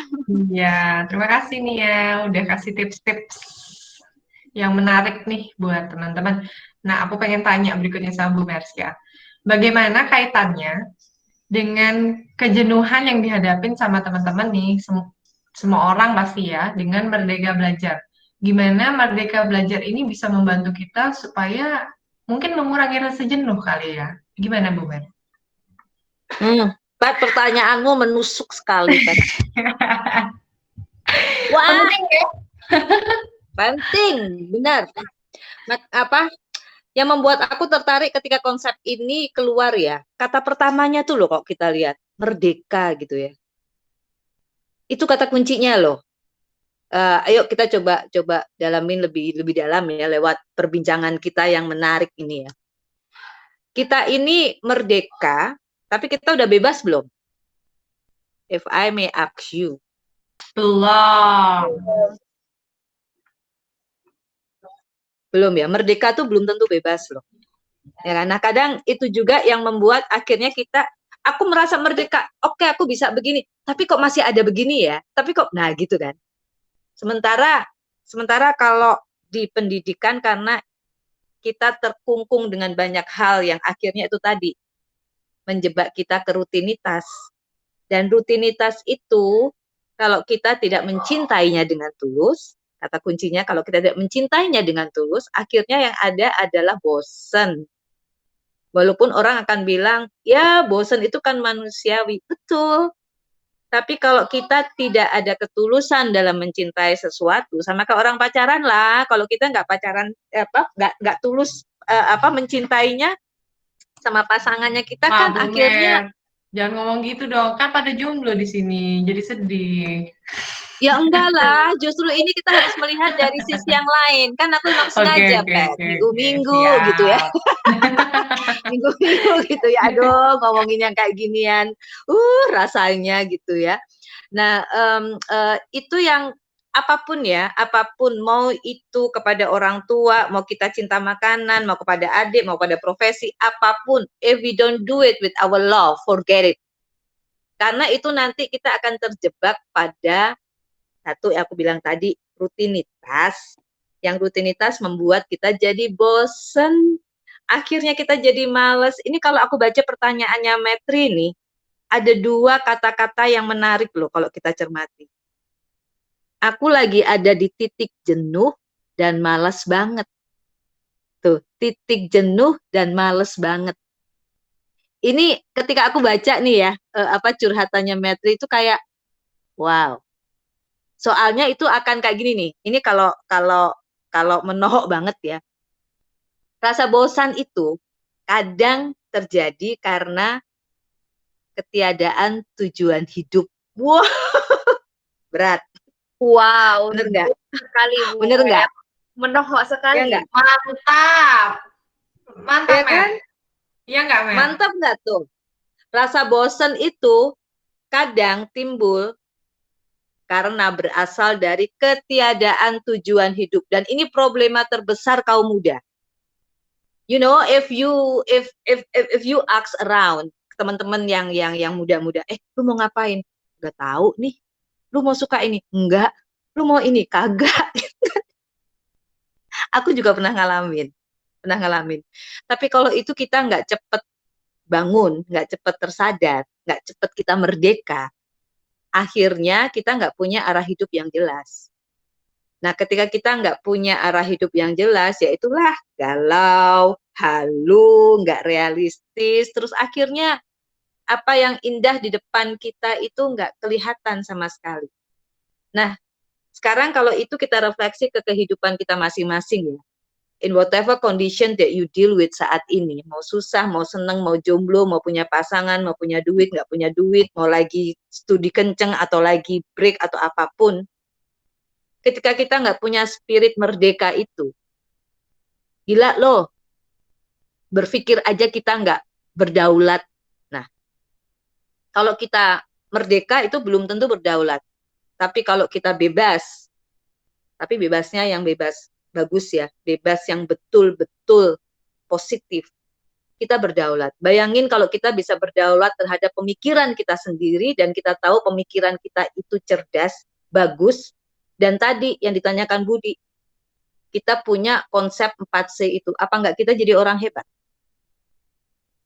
Ya kan? Kalau jadi memang saat ini kita harus bisa berpikir nggak cuman di permukaan, nggak cuman yang praktikal atau pragmatis, tapi teman-teman juga harus mau berenang sedalam-dalamnya. Tapi harus bisa berenang dulu, kalau nggak tenggelam gitu kan ya. Kita harus bisa berenang dulu. Dan selalu balance. Jadi merdeka belajar ini, kalau balik pertanyaannya Pet, itu the golden opportunity kalau saya bilang. Dan momentum yang semoga kita bisa isi itu dengan hal-hal bagus. Karena kita boleh aja pinter, kita boleh aja punya duit, kita boleh punya teman banyak, kita punya sarana prasarana yang sangat bagus, but if we lost the momentum, it's the end of the world. Itu yang orang bilang, kesempatan emas nggak datang 2 kali. Jadi ketika Merdeka Belajar ini hadir di tengah-tengah kita, teman-teman, yuk kita gunakan. Dan ketika ini Pat, ini berita baiknya ya, berita baiknya. Karena mekanisme di Merdeka Belajar itu kita diberikan dalam tanda kutip kemerdekaan yang penuh. Jadi apa yang dikatakan oleh Dwi, oleh Nia, curhatannya Metri, juga Rivaldo gitu ya, itu sebetulnya bisa terobati nih dengan Merdeka Belajar ini. Jadi yang tadi kekhawatiran kejenuhan, kebosanan, terus kok nggak bisa optimal, itu dengan konsep Merdeka Belajar itu dia akan minggir. Bagi orang yang tahu, bagi orang yang bisa mengentertain itu dan menjadikannya menjadi satu konsep yang bagus. Contoh aja, misalnya nih Dwi sekarang dalam musim pandemi, terus dia bisa menggunakan teknologi gitu ya, yang tadi untuk belajar jarak jauh. Tapi bukan teknologinya itu digunakan oleh Dwi sebagai tools yang di otaknya dia banyak ide-ide kreatif yang dia bisa kerjakan dengan anak didiknya melalui daring. Itu akan membuat mereka malah, aduh Bu Dwi, ayo dong kita belajar lagi gitu loh. So it's fun, it's happiness yang ada di situ. Gitu Pep. Jadi Merdeka Belajar ini betul-betul apa ya? Kalau saya ya, secara pribadi dan profesional menggeluti dunia ini, itu akan menjauhkan dari segala yang kita khawatirkan tadi. Jenuh, bosen, malas, karena kita boleh berkreasi. Ketika manusia tuh boleh berkreasi, dia merasakan energinya yang positif yang bisa keluar, apalagi itu bisa bermanfaat dan bisa membuat semuanya jadi lebih baik. I think kita akan jauh-jauh kok dari kemalasan dan kebosanan. That's the beauty of Merdeka Belajar. Bukan cuman obat ya, tapi sebenarnya ini solusi jangka panjang. Emang benar. Gitu, kita bisa guys. ngebayangin Pat sama teman-teman kalau kita tidak dilatih tentang critical thinking ya dan problem solving. Gila loh. Challenge ke depan itu kan jauh lebih berat. Contoh nih, Ari bicara tentang sustainability tadi, SDGs. Nah, kalau kita nggak ada critical thinking, salah satu contoh aja tentang sampah plastik deh. What happened to this world? Itu kan kita udah ngebayangin. Ayo, ya nggak? Begitu ceritanya. Sip, ini banyak chat nih ternyata. Mana pertanyaannya? Mau dengerin nggak ada Budi yang sharing tentang Podomoro? Iya, sama Kak Arya juga. Boleh. Guys, kalau mau share boleh ya. Jadi kita sambil ngobrol aja. Iya. Silahkan. Arya atau Budi nih yang duluan? Wira atau Budi nih? Wira dulu. Ya, aku aja dah kalau gitu.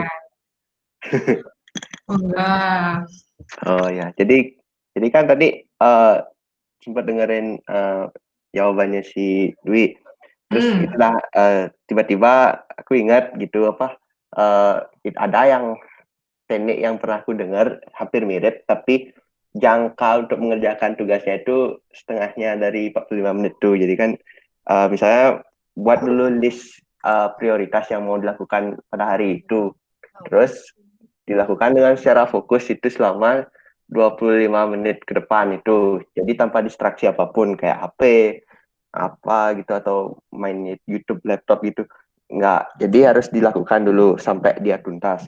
Tapi setelah 25 menit itu kita membiarkan diri kita untuk beristirahat dulu sejenak selama 5 menit dan seterusnya. Pokoknya sampai pada istirahat keempat itu baru lebih lama breaknya tuh. Jadi selama 15 menit kayak Andi bilang sama Budi tadi di chat. Dan gimana ya, kalau bilang secara pribadi saya belum pernah nyoba sih Pomodoro itu, tapi kayaknya menarik deh kalau misalnya ada orang yang cocok dengan teknik itu, karena gini, yang penemunya juga dia mengungkapkan kalau yang dia temukan itu tekniknya itu adalah karena dia tuh memang orangnya tuh nggak bisa fokus dalam jangka waktu yang lama.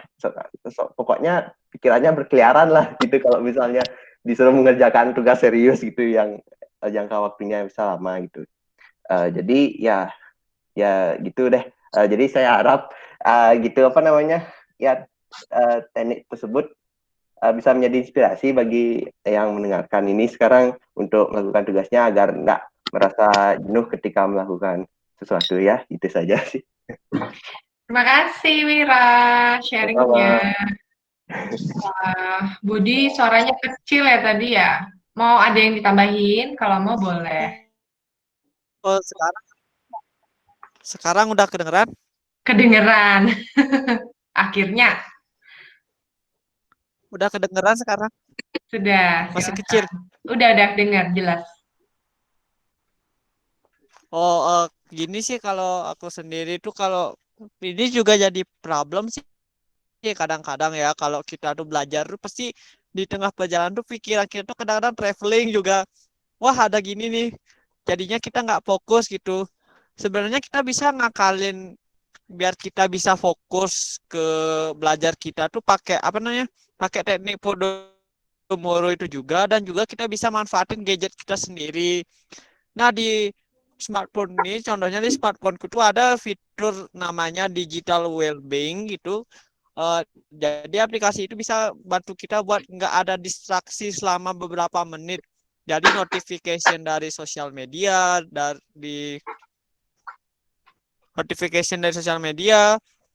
ataupun gangguan-gangguan lain itu bisa kita atur. Gitu sih Kak, kalau salah satu caraku tuh biar bisa fokus. Kalau misalnya mau fokus banget, bisa sih belajar sambil dengerin musik atau lagu yang kita suka. Itu sih salah satu cara dari aku biar bisa fokus belajar, biar suasana belajar kita tuh terbentuk, biar nggak gabut gitu Kak. Siap. Thank you Budi penjelasannya. By the way, teman-teman yang lain gimana nih? Udah kehabisan pertanyaan? Kayak banyak deh yang bisa ditanyain tentang Sustainable Development Goals, ada juga tentang Merdeka Belajar, atau tips-tips belajar online. Boleh loh guys, boleh ditanya. Kalau sementara sambil nunggu teman-teman mikirin pertanyaan, kita pengen sharing nih. Jadi akhir tahun ini kita mau bikin youth conference ya Bu Merea. Bulan Desember. Nah, topik besarnya itu tentang Sustainable Development Goals. Salah satu poin yang penting banget ini di nomor 4 adalah tentang pendidikan, tentang kualitas pendidikan. Teman-teman di Unixa pasti ngerti banget lah ya, kualitas pendidikan berkualitas itu seperti apa, karena diajarin akan menjadi guru ke depannya. Tapi aku pengen tahu juga nih, teman-teman, kalau di Unixa itu kurikulumnya seperti apa? Apakah ketika kalian nanti menjadi guru itu, sebelum menjadi guru, pas kuliah ini, dipersiapkan juga untuk berpikir kreatif? Boleh ada yang bantu tanya nggak yang dari Unixa?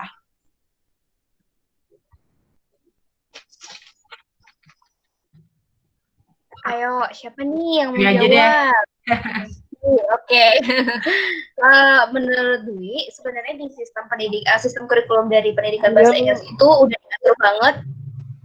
Kita mempersiapkan kita banget untuk menjadi guru yang baik nantinya seperti apa. Karena ada dapat micro teaching, kemudian ada TEFL, ada beberapa pedagogical courses yang mengajarkan kita untuk kreatif dalam mengajar nantinya. Bukan hanya kreatif aja sih Kak sebenarnya, tapi kita juga ada salah satu courses itu yang ngajarin kita bagaimana menggunakan media online kayak sekarang, e-learning. Jadi itu diajarin juga gimana kita bisa kreativitas mengajar maksudnya dengan menggunakan gadget kayak gitu. Jadi diajarin juga di sana di pedagogical courses gitu.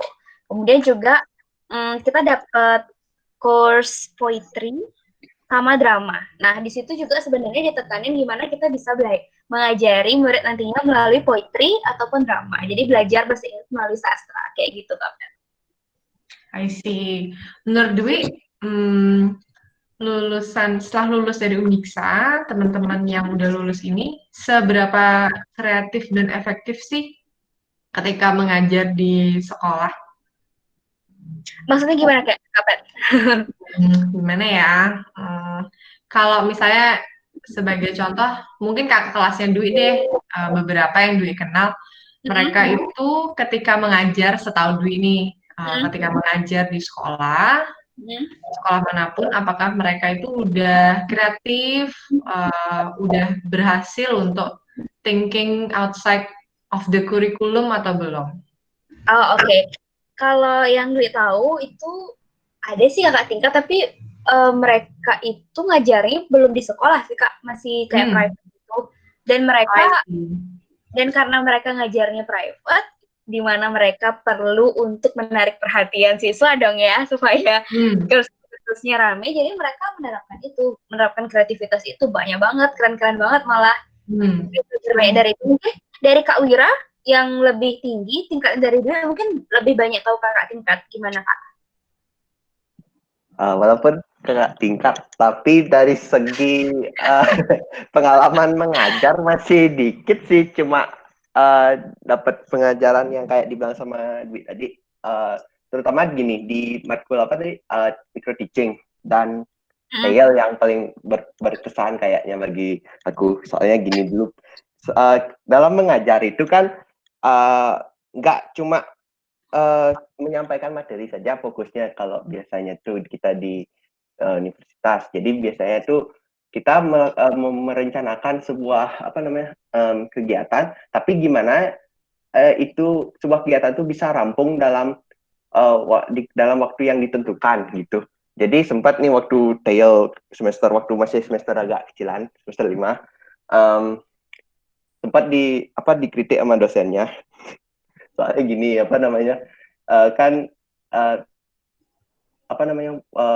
materi yang dulu perencanaan pembelajaran yang saya buat itu melebihi waktu dari 15 menit yang ditentukan sama dosennya gitu. Jadi saya agak shock sih, sempat kayak aduh beneran nih jadi guru nih, nanti gimana nih kalau hal ini terulang lagi kan gitu. Tapi ya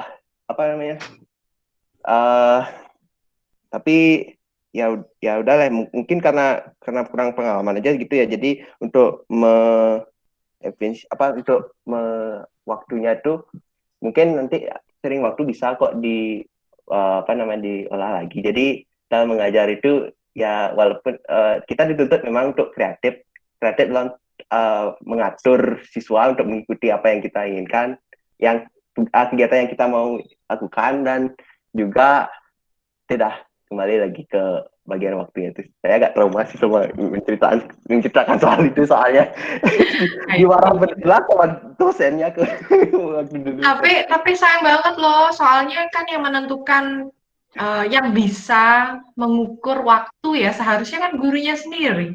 Ya, Bukannya ya nggak sih, bukannya yang harus 30 menit ya harus 30 menit tepat. Ya nggak bisa gitu dong. Kan itu terserah kitanya mau ngajarin apa, mungkin ada aktivitas tertentu, mungkin ada game supaya lebih seru, ya nggak sih? Iya. Menurut aku sih gitu, Wira. Kayak aduh, sayang ya. I see. Tapi karena sekarang kan saya nih semester 7 biasanya kalau di pendidikan bahasa Inggris ada namanya PPL, tapi sekarang karena online namanya berubah jadi PLPD gitu rasanya.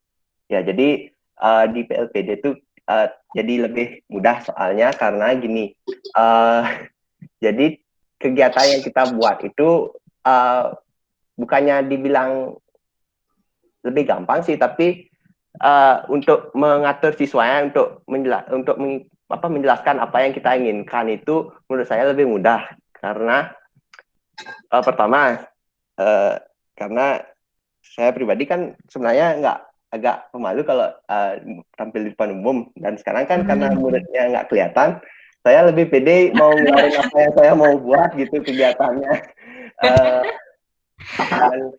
Dan sekarang mau minggu pertama udah lewat, minggu kedua nanti saya lagi akan gitu kegiatan itu akan berjalan, tapi sekarang tanpa bimbingan dari guru pamong ada namanya. Jadi guru pamong itu yang memperkenalkan biasanya tentang ini, ada mahasiswa yang istilahnya magang sih, tapi nggak magang juga, gimana ya? Ya. Thank you Wira sharingnya. Ya, tadi aku sampai lupa pertanyaanku apa. Baik, nggak apa-apa, kita lanjut. Udah ada pertanyaan nih dari Rivaldo. Kak Dwi, kalau cara gabungin lomba sama belajar gimana? Cara bagi waktunya?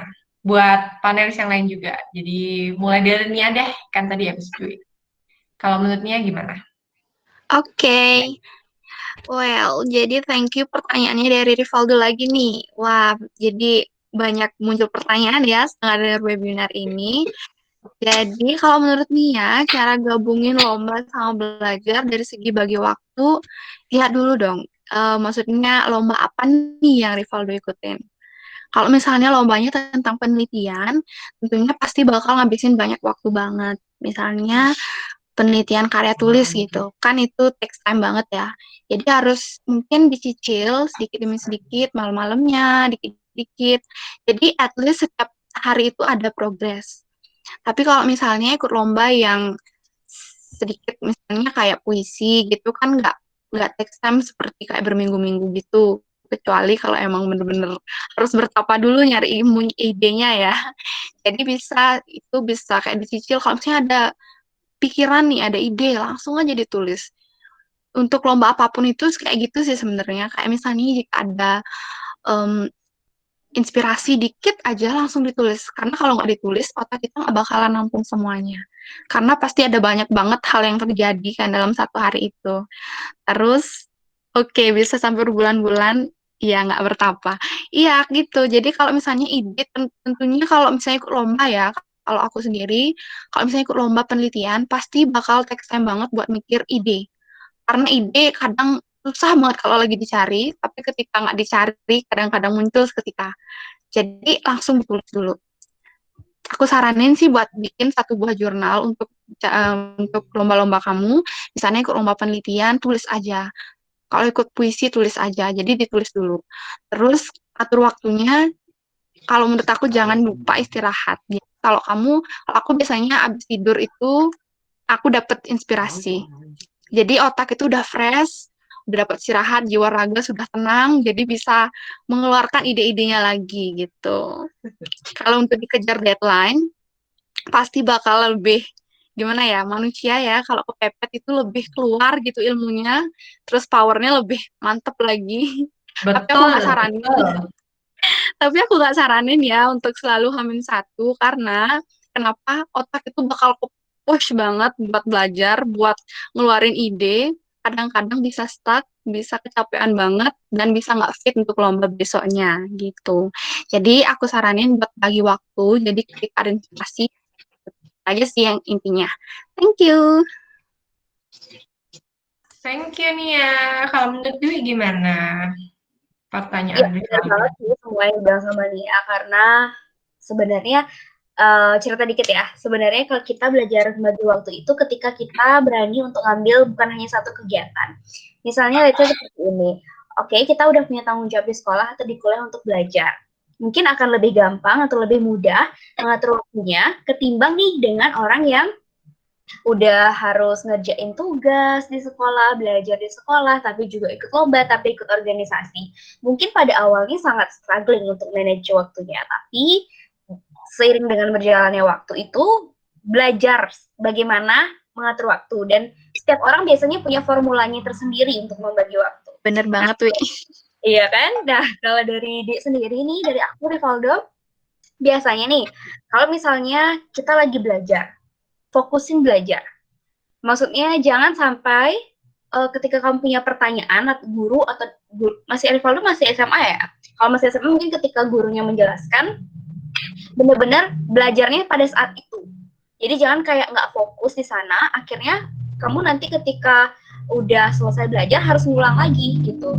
Jadi mending ketika misalnya nggak ngerti sama pelajarannya langsung tanya di situ. Jangan sampai bawa pertanyaan pulang gitu. Jangan bawa pertanyaan setelah pembelajaran itu selesai kalau bisa. Kemudian yang kedua, pasti kelas 12, oh udah mau ini ya, udah mau UN berarti nih sebentar lagi. Apalagi mau UN nih harus benar-benar Bukannya udah dihapuskan, Dwi? Udah dihapuskan ya? Iya. Yang terakhir itu, yang ujian sekolah itu bukan ya? Dihapuskan nggak ya, Bu Mer? Iya kan? UN udah tidak ada lagi. Itu Bukan salah satu kalau di tingkat SMA atau SMK untuk Merdeka Belajar itu salah satunya. Iya, Tidak ada lagi UN. Oke, terus lanjut ya. Yang kedua adalah Rivaldo harus tahu prime time waktunya Rivaldo. Misalnya, saat kapan sih Rivaldo itu efektif belajarnya? Misalnya, kalau saat malam belajarnya efektif, manfaatkan tuh waktu malamnya itu untuk benar-benar mengerjakan hal yang perlu konsentrasi. Jadi siang sama pagi sama siangnya itu mungkin bisa mengerjakan hal-hal yang lebih ringan. Begitupun sebaliknya, kalau misalnya pagi yang bisa konsentrasi, taruh kegiatan yang benar-benar bisa kegiatan yang memerlukan konsentrasi di pagi hari. Jadi siang sama malamnya kegiatan yang lebih santai kayak gitu. Itu sih dari aku, sisanya sama temennya. Aku pagi sama siang konsentrasi, malam ngantuk. Ya berarti taruh kegiatan yang konsentrasi itu di pagi sama siang. Maksimalkan waktu pagi sama siangnya, malam tinggal bobo gitu. Pagi lanjut lagi seperti itu. Thank you Dwi sarannya. Sama-sama. Semoga menjawab ya Rivaldo. Sama nih kayaknya Rivaldo, pagi sama siang konsentrasi, malam ngantuk. Kalau gitu malam jangan belajar ya, malam tidur aja nyantai-nyantai. Kayak yang tadi Dwi udah kasih saran. Oh ya guys, aku baru inget nih, tadi ngobrolin soal conference, terus lupa karena ceritanya seru gitu. Aku pengen tanya nih sama teman-teman yang ada di sini, terutama yang udah kenal kayak Nita, terus teman-teman dari Uniksa juga. Pada pengen nggak sih ikutan ya sama Rivaldo dari Sumatera Selatan. Teman-teman pada pengen nggak sih jadi ikut menghadiri, biar punya pengalaman juga menghadiri conference. Tapi syaratnya harus melakukan sesuatu di sekolahnya teman-teman atau di komunitasnya teman-teman. Jadi nggak gratisan masuk conference-nya. Bayarannya adalah melakukan aksi global dalam skala yang teman-teman pilih sendiri, antara skala rumah atau skala sekolah paling bagus ya. Karena kita Desember ini pengen banget kerjasama sama Kementerian Pendidikan dan Budaya. Kita pengen ngundang Mas Nadim nih guys. Jadi kalau teman-teman ada yang kepikiran buat kerjain sesuatu bareng sama Precious Island atau sama teman-teman yang lain, boleh banget ya, supaya kita bisa ke conference bareng-bareng. Nah, salah satu program yang bisa kasih teman-teman free pass buat conference adalah program One Pot ini. Ya kan, Bu Mer? Jadi kalau teman-teman yang udah ngelakuin One Pot, bisa dibilang lumayan terjamin kursinya untuk mengikuti conference gitu guys. Karena tahun ini kita rencananya akan ngelakuin skalanya akan nasional, kemudian tahun depan itu lebih ke ASEAN, terus tahun depannya lagi udah global. Jadi tiap tahun kita akan adain sampai 2030. Oke, itu aja sih yang dari aku yang tentang conference. Teman-teman masih ada pertanyaan? Tata. Halo Tata. Tata dari mana? Boleh dinyalain mikrofonnya? Sambil kenalan juga. Halo Tata. Tata. Oh, satu SMA. Oke. Kelasnya sama. Oh, Nepta. Elah, manggilnya Tata. Oke, Nepta. Kita nanti sama Rivaldo PR-nya bisa ngobrol ke kepala sekolah nih. Tentang ini. Atau ke siapapun yang ada di sekolah. Tentang programnya, terus sama tentang conference-nya. Kalau pengen tahu lebih lanjut dan gimana caranya ikut, bisa juga nanti kontak kita langsung. Guys, gimana? Masih ada pertanyaan? Kalau tidak, bisa kita tutup nih.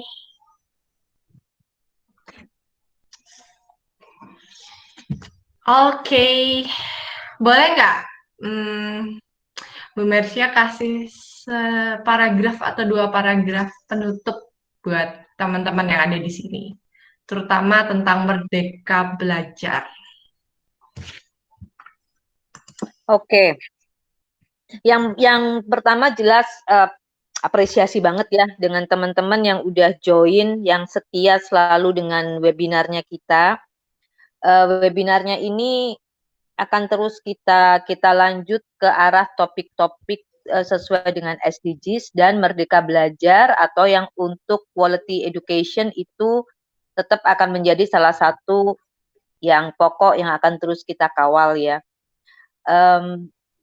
Merdeka Belajar menurut saya sebagai sesuatu yang bukan cuman enlightenment atau menjadi hal yang jalan terang buat kita semua, tapi ini momentum yang betul-betul membuat mulai dari teman-teman sebagai student atau mahasiswa, kemudian juga teman-teman guru, dosen, dan pimpinan manajemen di school maupun university, itu betul-betul menjadi satu komponen yang sangat luar biasa gitu. Ini satu satu sinergis yang betul-betul holistik kalau saya bisa bilang.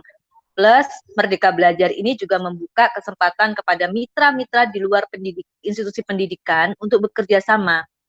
Karena untuk memajukan edukasi ya harus bareng-bareng.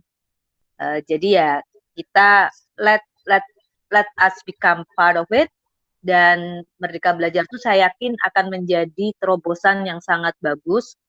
Supaya bisa jadi lebih bagus, kita harus berpartisipasi di dalamnya.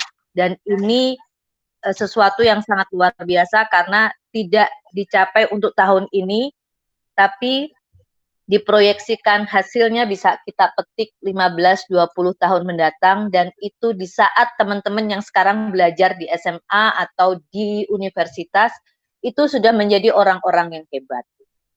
So kita jangan kehilangan momentum, tapi kita bisa menjadikan ini menjadi Indonesia yang hebat dan maju. Itu aja. Selamat buat teman-teman. Kita pasti bisa. Terima kasih semuanya yang sudah hadir. Gitu teman-teman, kalau ada yang masih mau ditanyain, boleh banget tanya langsung di grup atau chat aku di WA. Sekian dan terima kasih teman-teman atas partisipasinya. Terima kasih teman-teman semua. Pasti sudah hadir teman-teman semuanya. Sampai jumpa.